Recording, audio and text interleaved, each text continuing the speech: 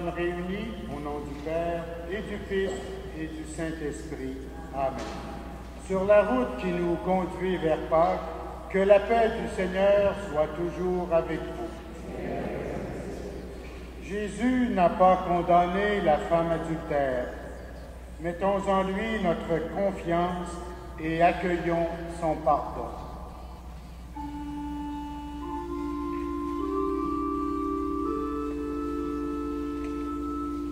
Seigneur Jésus, envoyé par le Père pour guérir et sauver les hommes, prends pitié de nous. Prends pitié de nous. Ô Christ venu dans le monde, appelez tous les pécheurs, prends pitié de nous. Prends pitié de nous. Seigneur, élevé dans la gloire du Père, où tu intercèdes pour nous, prends pitié de nous. Prends pitié de nous. Que Dieu Tout-Puissant nous fasse miséricorde, qu'il nous pardonne nos péchés et nous conduise à la vie éternelle. Prions. Que ta grâce nous obtienne, Seigneur, d'imiter avec joie la charité du Christ, qui a donné sa vie par amour pour le monde, puis qui vit et règne avec toi et l'Esprit Saint, maintenant et pour les siècles des siècles.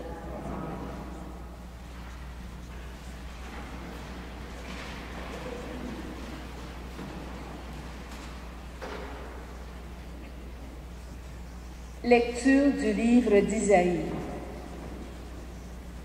Ainsi parle le Seigneur, lui qui fit une route à travers la mer, un sentier au milieu des eaux puissantes, lui qui mit en campagne des chars et des chevaux, des troupes et de puissants guerriers, et les voilà couchés pour ne plus se relever. Ils se sont éteints, ils se sont consumés comme une mèche. Le Seigneur dit: ne vous souvenez plus d'autrefois, ne songez plus au passé. Voici que je fais un monde nouveau. Il germe déjà. Ne le voyez-vous pas? Oui, je vais faire passer une route dans le désert, des fleuves dans les lieux arides. Les bêtes sauvages me rendront gloire, les chacals et les autruches, parce que j'aurai fait couler de l'eau dans le désert, des fleuves dans les lieux arides, pour désaltérer le peuple, mon élu. Ce peuple que j'ai formé pour moi redira ma louange. Parole du Seigneur.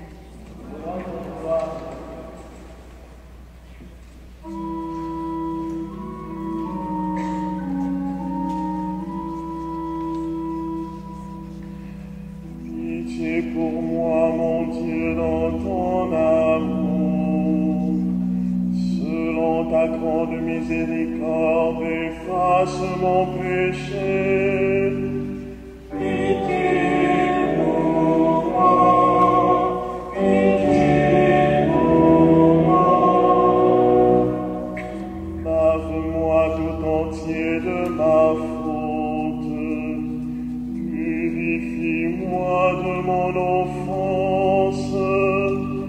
Pitié pour moi, pitié pour moi. Fais que j'entende les chants et la fête.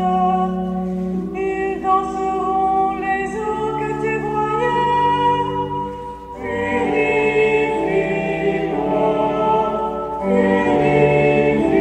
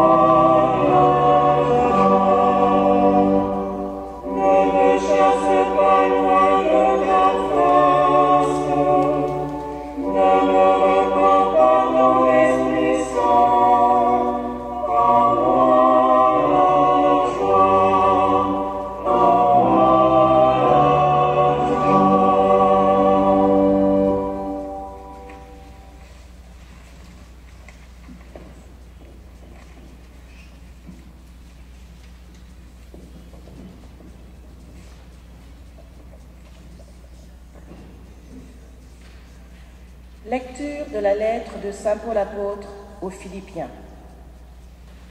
Frères et sœurs, tous les avantages que j'avais autrefois, je les considère maintenant comme une perte, à cause de ce bien qui dépasse tout, la connaissance du Christ Jésus, mon Seigneur. À cause de lui, j'ai tout perdu. Je considère tout comme des balayures, en vue d'un seul avantage, le Christ, en qui Dieu me reconnaîtra comme juste. Cette justice ne vient pas de moi-même, c'est-à-dire de mon obéissance à la loi de Moïse, mais de la foi au Christ. C'est la justice qui vient de Dieu et qui est fondée sur la foi.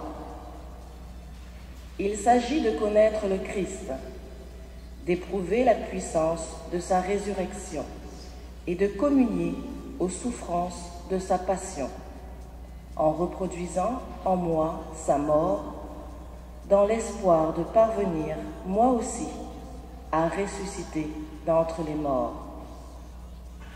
Certes, je ne suis pas encore arrivé, je ne suis pas encore au bout, mais je poursuis ma course pour saisir tout cela, comme j'ai moi-même été saisi par le Christ Jésus. Frères et sœurs, je ne pense pas l'avoir déjà saisi. Une seule chose compte. Oubliant ce qui est en arrière et lancé vers l'avant, je cours vers le but pour remporter le prix auquel Dieu nous appelle là-haut, dans le Christ Jésus. Parole du Seigneur.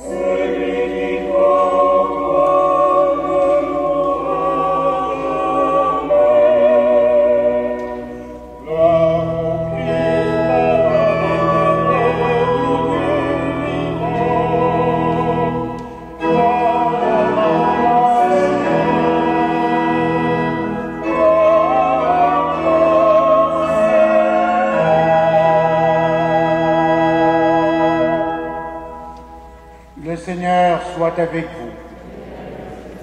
Évangile de Jésus-Christ selon saint Jean. Jésus s'était rendu au mont des Oliviers. De bon matin, il retourna au temple de Jérusalem. Comme tout le peuple venait à lui, il s'assit et se mit à enseigner. Les scribes et les pharisiens lui amènent une femme qu'on avait surprise en train de commettre l'adultère. Ils la font avancer et disent à Jésus, « Maître, cette femme a été prise en flagrant délit d'adultère. Or, dans la loi, Moïse nous a ordonné de lapider ces femmes-là. Et toi, qu'en dis-tu » Il parlait ainsi pour le mettre à l'épreuve, afin de pouvoir l'accuser. Mais Jésus s'était baissé et du doigt, il traçait des traits sur le sol. Comme on persistait à l'interroger, il se redressa et leur dit, « Celui d'entre vous qui est sans péché, qu'il soit le premier à lui jeter la pierre. » Il se baissa de nouveau pour tracer des traits sur le sol. Quant à eux, sur cette réponse, ils s'en allaient l'un après l'autre, en commençant par les plus âgés. Jésus resta seul avec la femme en face de lui. Il se redressa et lui demanda, « Femme, où sont-ils donc? Alors personne ne t'a condamné? Elle répondit, personne, Seigneur. Et Jésus lui dit, moi non plus, je ne te condamne pas. Va et désormais ne pêche plus. Acclamons la parole de Dieu. Louange à toi,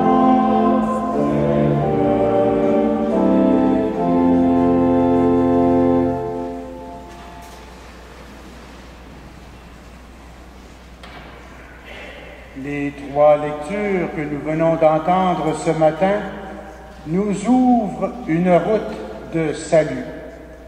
Ce qui était cauchemar, chemin sans issue, devient une belle réalité pleine d'espérance. Même quand l'angoisse est très forte, qu'elle nous serre le cœur, l'espoir est possible, nous pouvons mieux respirer. Autant nous aimons nous rappeler les hauts faits de Dieu, les merveilles qu'il a faites pour son peuple, nos ancêtres dans la foi, autant nous sommes appelés ce matin à ne plus regarder avec un regard sombre notre passé, mais à nous tourner vers l'avenir. Le monde ancien s'en est allé, un monde nouveau est déjà né. Dans 2 semaines, nous célébrerons Pâques, la victoire de la vie sur la mort, le sommet de notre vie chrétienne et de la vie de toute l'humanité, même si celle-ci n'en prend pas consciemment toute la mesure. Bien sûr, dans la nuit de Pâques, au cours de la veillée pascale, nous relirons ce que le Seigneur a fait pour son peuple et pour nous à travers les âges, et nous nous en émerveillerons. Par contre, nous sommes maintenant dans les temps nouveaux inaugurés par le Christ. La connaissance du Christ et sa victoire sur la mort nous ouvrent à des perspectives nouvelles. Il n'y a plus d'horizon bloqué pour nous. Notre vie est ouverte sur la vie de Dieu. Grâce à notre expérience du Christ, en raison de la relation personnelle que nous avons établie avec lui, parce qu'il en a pris l'initiative.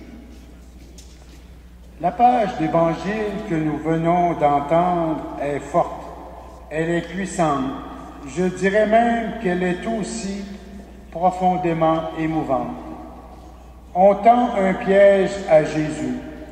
On essaie de l'enfermer dans un légalisme qui étouffe, au lieu de rendre à la vie. Jésus remet les choses en place, au nom de Dieu. Il les situe dans de justes perspectives. Regardons le texte. On amène devant Jésus, on jette devant lui une femme, une pauvre femme prise en flagrant délit d'adultère. La loi nous dit de la lapider, lui dira-t-on. Et toi, que dis-tu? La femme est traitée comme un objet, un prétexte à une controverse.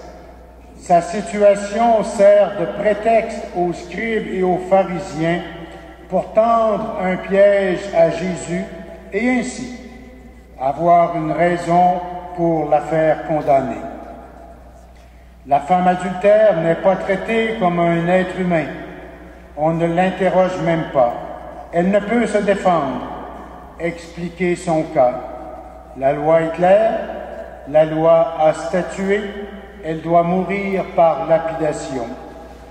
L'avenir, pour elle, est bloqué, fermé.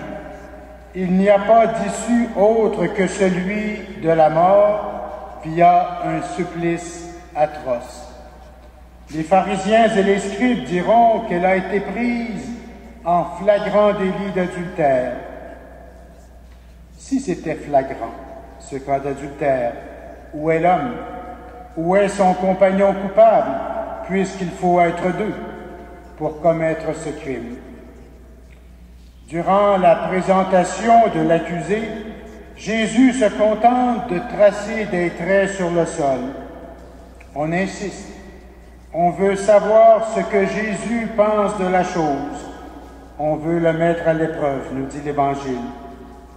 La pression sur Jésus se fait persistante. On l'interroge. Il doit parler.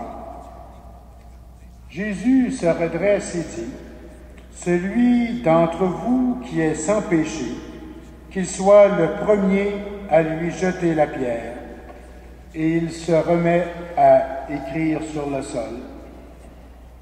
Vous savez que la lapidation n'était pas une mort douce ou un léger supplice. On ne meurt pas de la première pierre que l'on reçoit. Cela prend plusieurs pierres provenant d'une foule vindicative et en colère pour tuer la personne accusée. Et pourtant, on considérait à l'époque que celui qui avait lancé la première pierre, celui qui avait initié le processus de lapidation, était le premier responsable de la mort de l'accusé.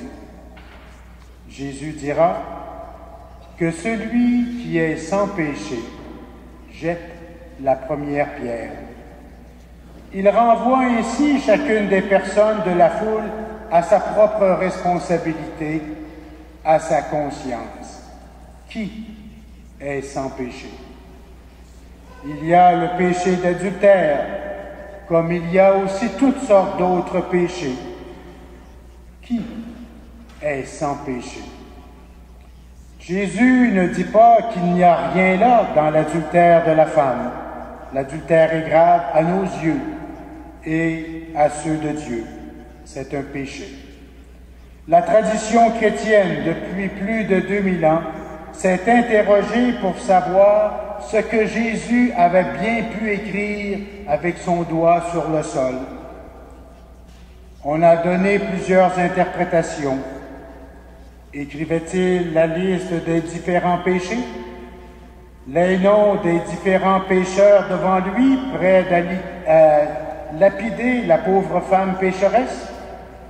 A-t-il écrit dans le sable plutôt que sur la pierre pour que tout s'efface vite par la poussée du vent de l'Esprit qui pardonne? Bien des explications ont été données. Toujours est-il que le texte de l'Évangile nous dit qu'après la question posée par Jésus à la foule, ils partirent tous, en commençant par les plus âgés. Jésus reste seul avec la pauvre femme, certainement traumatisé par ce qui vient de se passer. Elle a frôlé la mort, la condamnation de l'opinion publique et finalement la mort suite au terrible supplice de la lapidation. Jésus l'a sauvée. C'est absolument vrai. Jésus l'a sauvée face à tous. Elle ne sera pas lapidée. Mais il y a beaucoup plus que cela. Nous sommes en présence d'un enseignement incroyable venant de Jésus et fait au nom de Dieu. Saint Augustin, le fameux théologien du IVe siècle, dira de cette page d'Évangile, c'est la rencontre de la miséreuse et de la miséricorde. Jésus, par ce geste public, nous enseigne qu'en lui, Dieu est celui qui pardonne et qui redonne la vie. Je ne te condamne pas. Va, désormais, ne pêche plus. Jésus, lui, le seul qui est sans péché, ne condamne pas. Jésus est celui qui sauve, qui pardonne et qui, malgré notre péché, peut nous remettre debout et nous permettre de regarder la vie avec confiance. C'est la miséricorde qui vient à la rencontre de notre misère, de la misère dans laquelle nous enferme le péché. Il nous ouvre des espaces nouveaux. Il nous permet de nouveaux recommencements. non pas pour retomber dans nos ornières et nous enfoncer dans notre misère, mais pour vivre une vie belle, juste pour tous, agréable à Dieu, une vie qui nous ouvre à la vie bienheureuse et éternelle. C'est cela la grâce de Pâques que nous célébrerons dans les prochains jours. Au cours des jours qui viennent, vous êtes invités à rencontrer un prêtre pour le sacrement du pardon et de la réconciliation. Il y a diverses possibilités qui vous sont offertes et je vous invite à lire le feuillet paroissial. Vous êtes tous et toutes invités à célébrer la fête du pardon et de la miséricorde. Venez vous entendre dire par le prêtre qui parle et agit au nom du Christ, « Je te pardonne ce que tu as fait. Va désormais en paix. Amen. »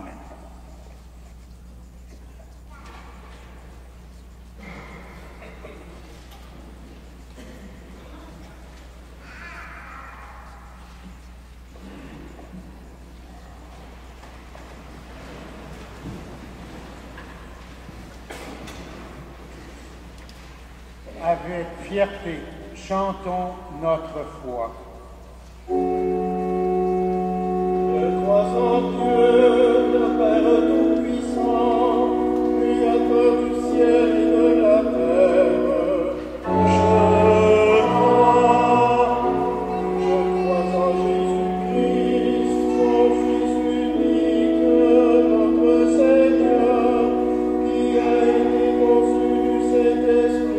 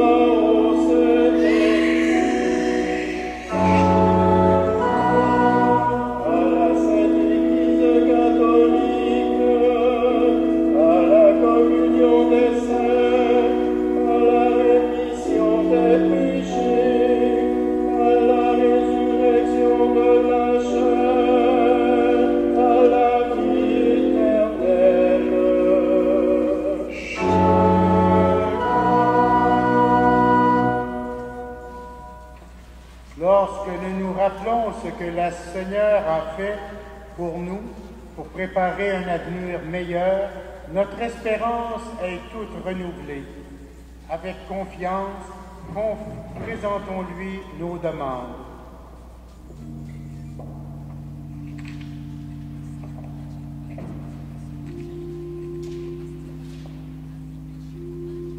Pour que tous les chrétiens et chrétiennes se montrent ouverts et accueillants envers les personnes qui ne partagent pas leur façon d'agir et de penser, prions le Seigneur.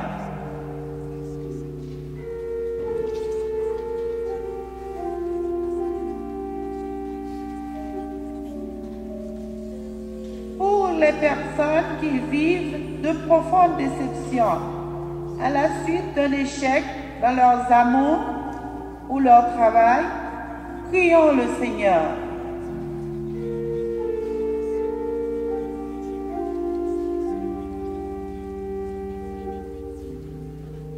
Pour les blessés de la vie, ceux et celles qui n'ont pas été aimés, qu'on a maltraités ou qui ont vécu une enfance difficile, prions le Seigneur.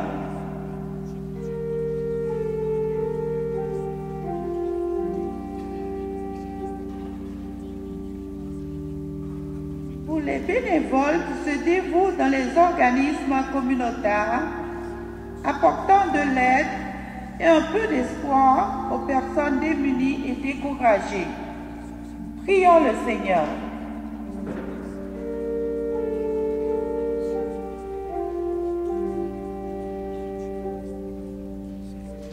Pour que nous profitions tous du temps du carême pour célébrer le sacrement du pardon. Prions le Seigneur.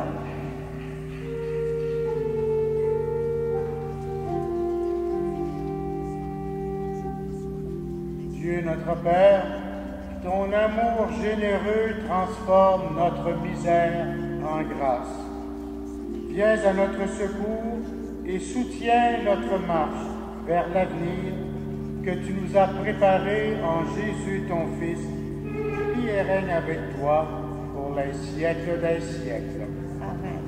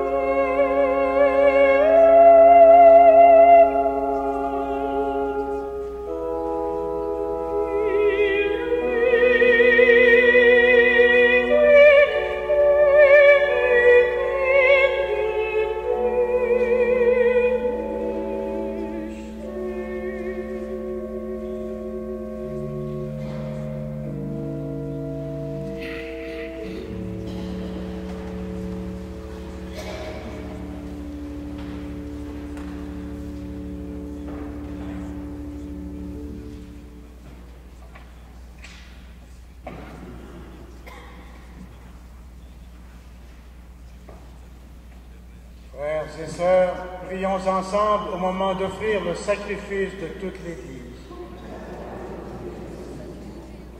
Exauce tes serviteurs, Dieu Tout-Puissant. Tu les as initiés à la foi chrétienne.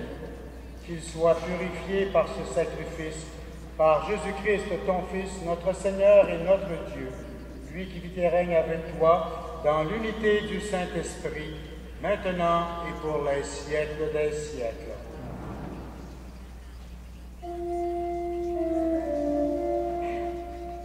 Le Seigneur soit avec vous.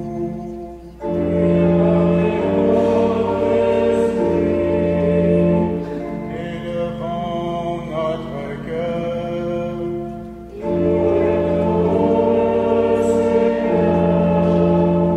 Rendons grâce au Seigneur notre Dieu.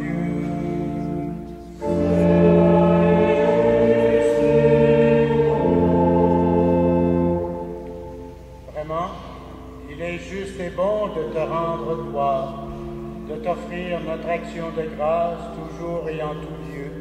À toi, Père très saint, Dieu éternel et tout-puissant, par le Christ notre Seigneur. Car chaque année, tu accordes aux chrétiens de se préparer aux fêtes pascales dans la joie d'un cœur purifié, de sorte qu'en se donnant davantage à la prière, en témoignant plus d'amour pour le prochain, fidèles aux sacrements qui les ont fait renaître, ils soient comblés de la grâce que tu réserves à tes fils et à tes filles. C'est pourquoi, avec tous les anges et tous les saints, nous chantons l'hymne de ta gloire et nous proclamons.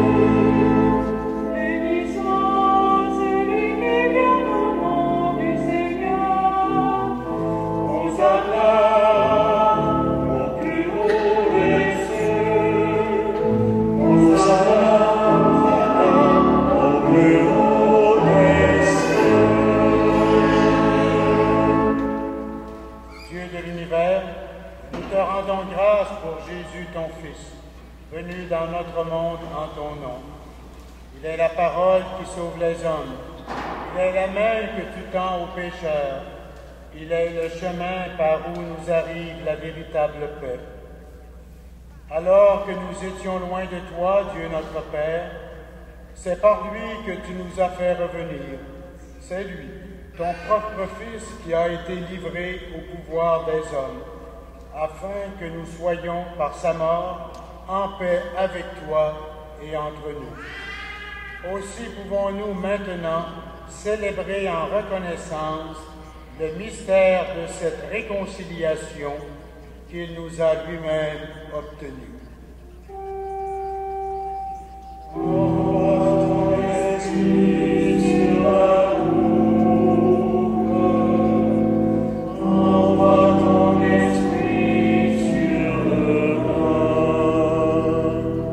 Nous t'en prions, Père, sanctifie ces offrandes par la puissance de ton Esprit, alors que nous accomplissons ce que Jésus nous a dit de faire.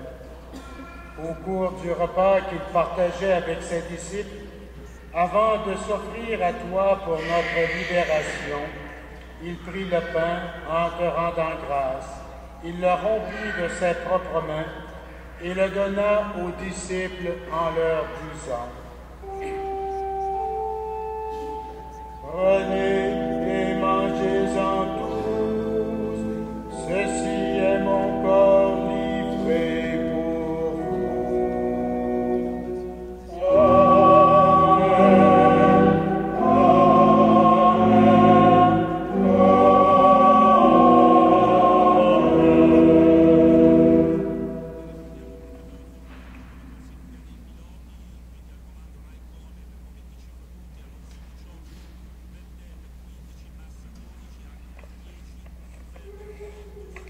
De la même façon, ce soir-là, tenant entre ses mains la coupe de bénédiction, il te rendit grâce pour ta miséricorde. Puis, il donna la coupe à ses disciples en leur disant: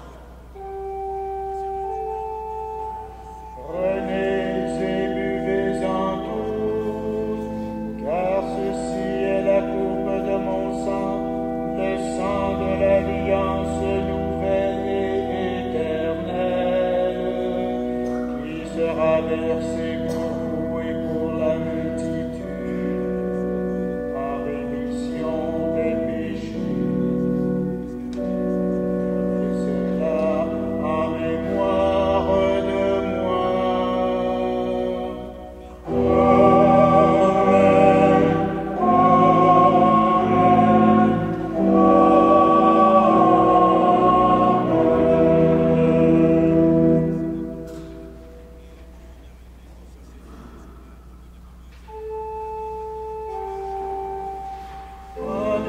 mangeons ce pain et buvons à cette coupe, nous célébrons le mystère de la foi.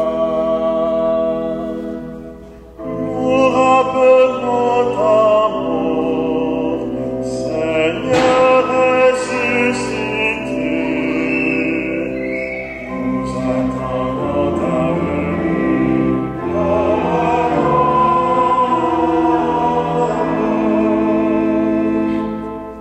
Père très bon, ton Fils a laissé à ton Église ce mémorial de ton amour. En rappelant ici sa mort et sa résurrection, nous te présentons cette offrande qui vient de toi, le sacrifice qui nous rétablit dans ta grâce. Accepte-nous aussi avec ton Fils bien-aimé.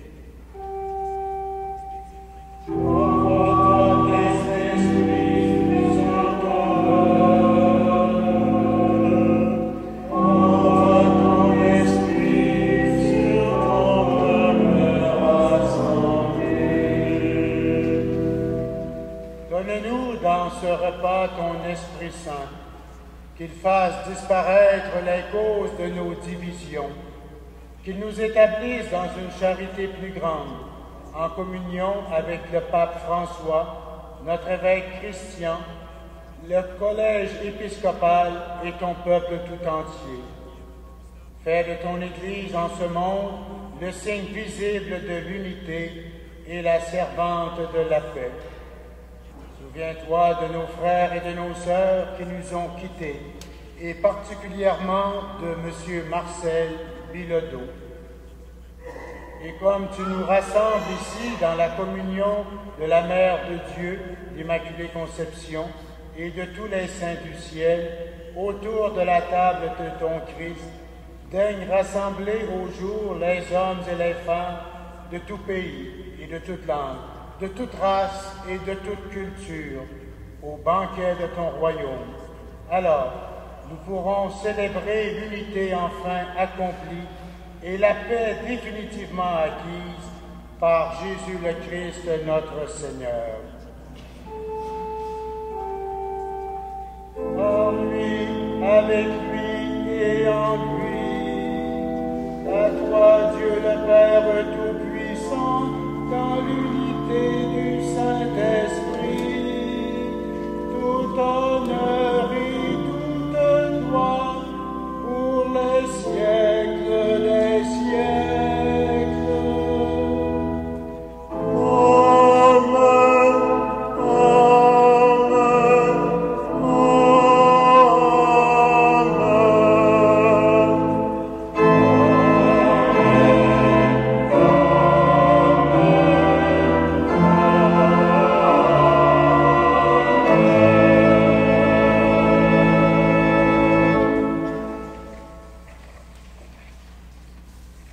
En confiance et unis dans un même esprit, nous reprenons la prière que Jésus nous a enseignée. Notre Père, qui es aux cieux, que ton nom soit sanctifié, que ton règne vienne, que ta volonté soit faite sur la terre comme au ciel. Donne-nous aujourd'hui notre pain de ce jour. Pardonnez-nous nos offenses comme nous pardonnons aussi à ceux qui nous ont offensés. Et ne nous soumets pas à la tentation. Délivre-nous de tout mal, Seigneur, et donne la paix à notre temps. Par ta miséricorde, libère-nous du péché, rassure-nous devant les épreuves, en cette vie où nous espérons le bonheur que tu promets et l'avènement de Jésus-Christ, notre Sauveur.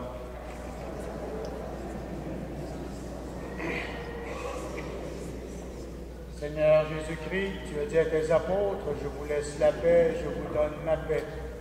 Ne regarde pas nos péchés, mais la foi de ton Église.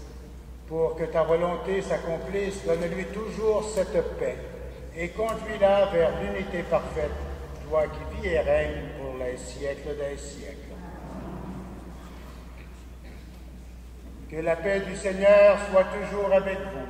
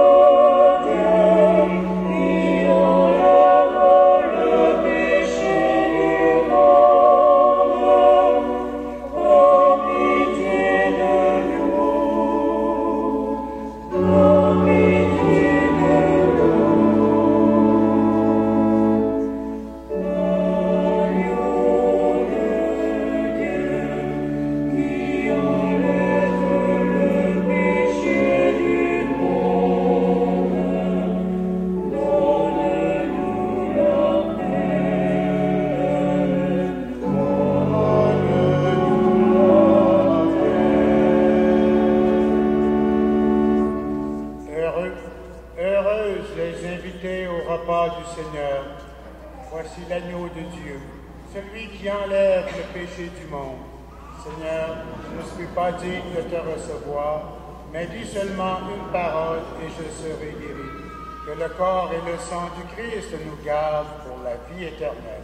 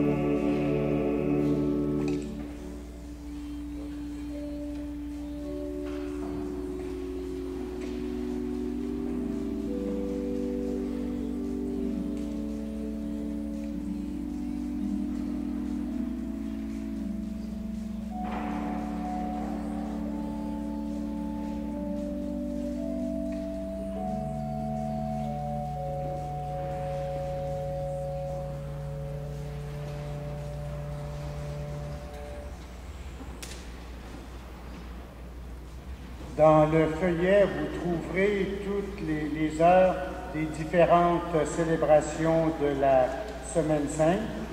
Et aujourd'hui, au sortir de la messe, ce sera la quête, comme nous vous l'avions annoncé, de carême de partage.